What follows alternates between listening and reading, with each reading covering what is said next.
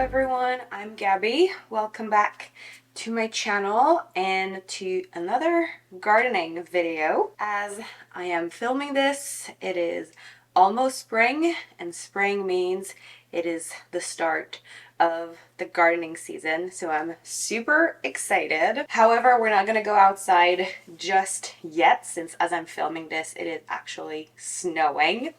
But I do have a few things for my indoor garden that I need to do today, and I thought we could do it together. On today's agenda, I have a few plants that I want to repot. A few weeks ago, I did some propagation for my photos, and now we have the plants that are ready to be put in soil, as we have the roots that have come out.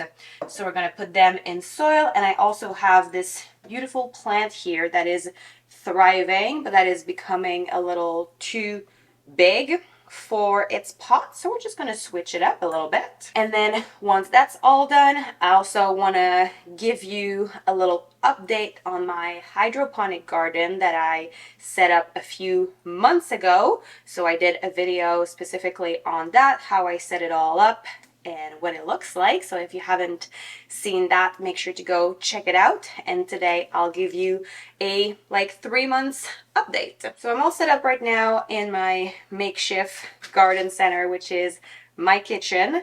And not to make everything too dirty, I'm just gonna use this tray that I'm putting on my counter space that we're gonna use for our work surface. And then we're gonna put all the soil and get dirty in here.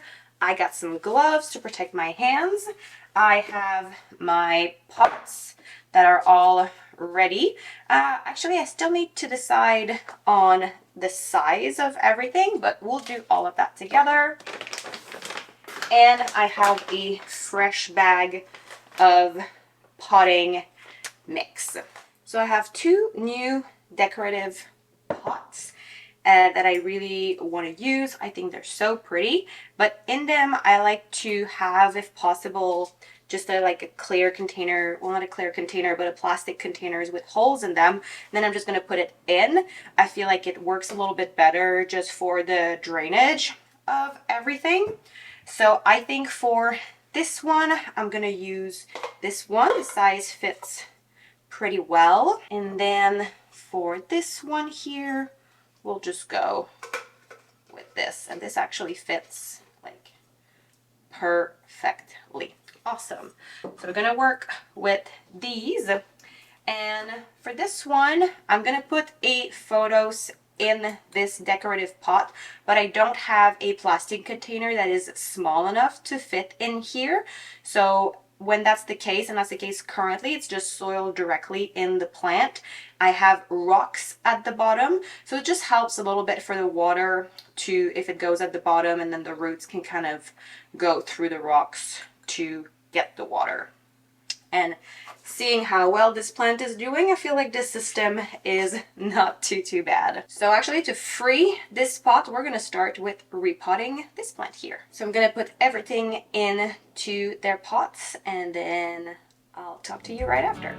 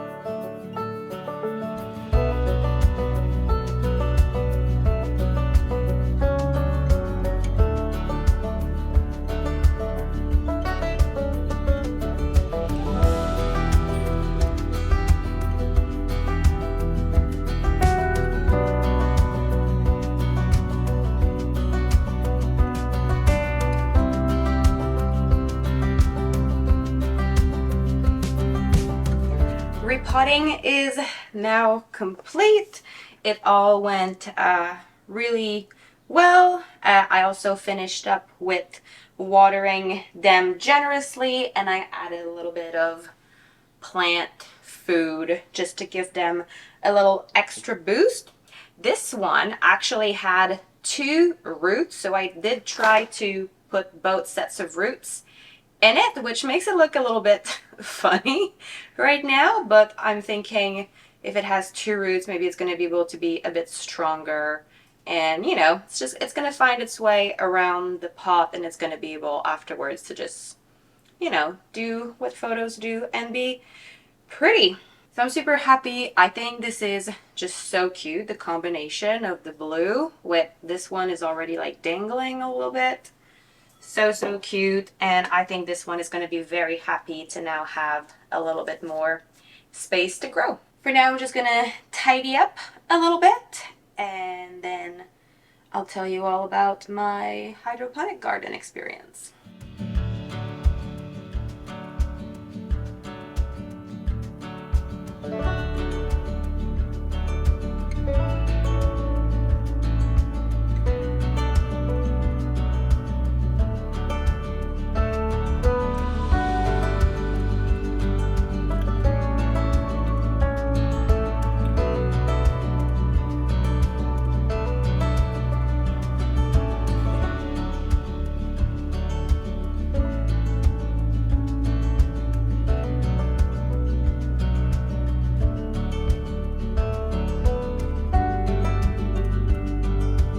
Alright, now let's talk about the Vegehome.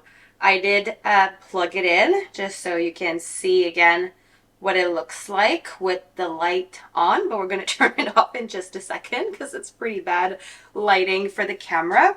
But as you can see, this is not a great success, unfortunately. Part of it may be my fault, but I think one other thing I'm learning about this is that the pods are just so small that you don't get much.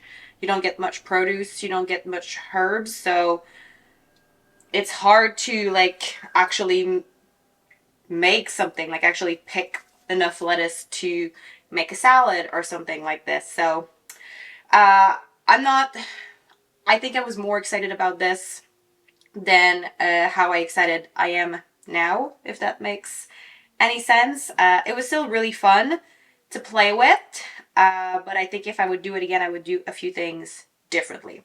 Okay, I'm just gonna unplug it for now. Here we go. And I'm gonna remove the light as well, just so we can see a little bit better. Okay, so what did I plant? We had 2 basils here. This has been growing since January, December? Since December, and this is all we have. As I'm touching it though, it smells really good, but like there's nothing. 3 months and I have nothing. This lettuce here has actually been doing pretty well, but it really is like a tight bush, so it makes the leaves really tiny. I was able to harvest some and add some to a salad, so I was not able to make a full salad out of it, but just adding some to lettuce I bought at the store, and that was pretty fun. It was really bitter, however.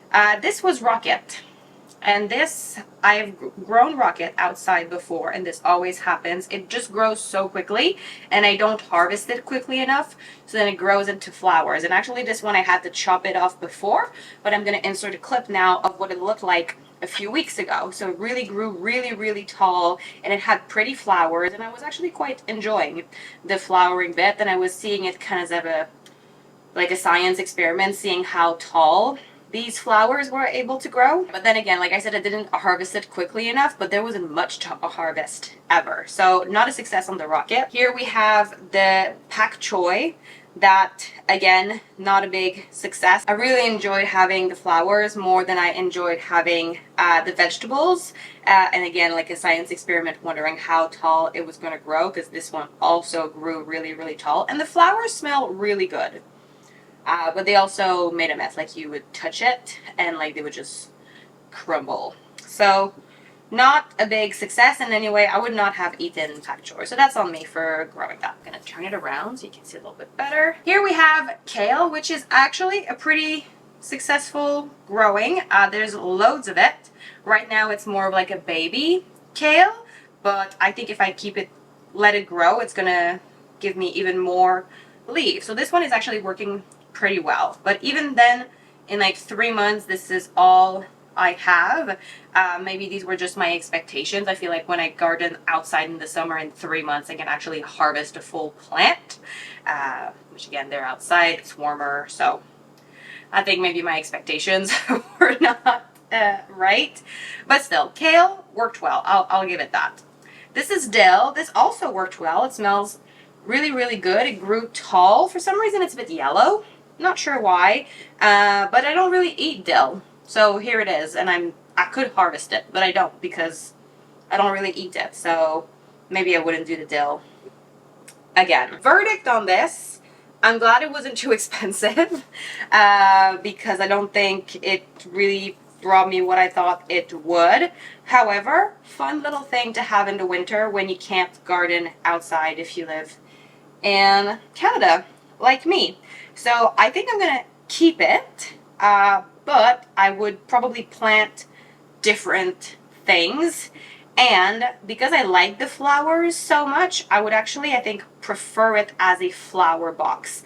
And I have this set up right next to my desk, so I actually quite like looking at it when I'm working, and I like the light, especially in the winter. It gives great light, and like there's the fountain in it that kind of gets started every 30 minutes, the filtering system, so it kind of makes a little fountain sound, which I quite like. So I think if you are planning on actually growing vegetables that you're planning to harvest in the winter, well, I don't think this is good enough for this, unless maybe you have 10 of them. But otherwise, if you just want to have a fun little gardening thing going in the winter, I think it can be fun to play with. It is also very easy to take care of. The water tank doesn't go low quickly, so I probably have to water it like once a week. So doesn't take much effort. I did notice at the beginning there was a little bit of mold on the seedling pods, but it went away. So that's good. It's probably just at the beginning. There's probably a lot of water and not actually much growing.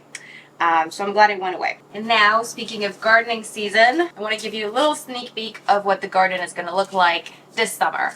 So if you've been following me and watching some of my other videos, 2 years ago I did a gardening series on my whole gardening process for my balcony garden, where I did some seedlings inside all the way to my garden outside until I have to remove it because it is on a balcony, so I can't just leave it in the winter. I need to put everything away.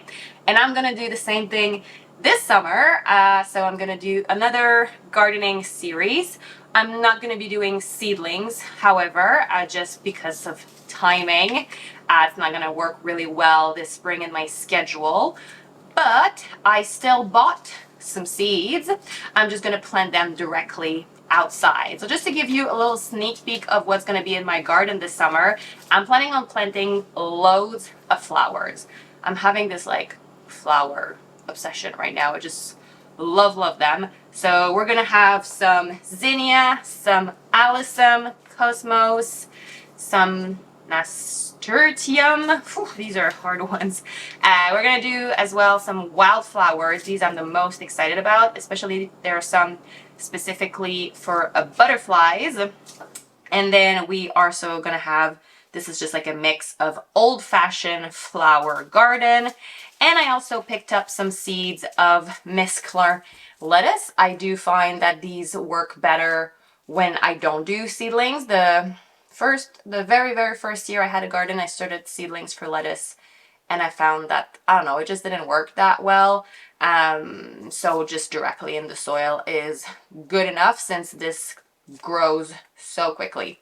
So we're equipped here, and we're gonna have loads of pretty flowers. Same thing with flowers. I think it's just so easy to start them directly outside. You can just sprinkle seed in the month of May in your soil, and within a month you have pretty flowers. So super excited for this. And then for all the veggies, we're just gonna have to buy them already grown at the garden center. Thank you so much for watching this video. I hope you enjoyed it.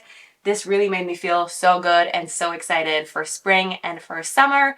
Make sure to subscribe so you can follow along my other gardening video for my second gardening series, so gardening series 2024. If you like this video or if you learned anything, give it a thumbs up. It makes such a big difference for me. Thank you so much, and I'll see you all in the next video. Bye!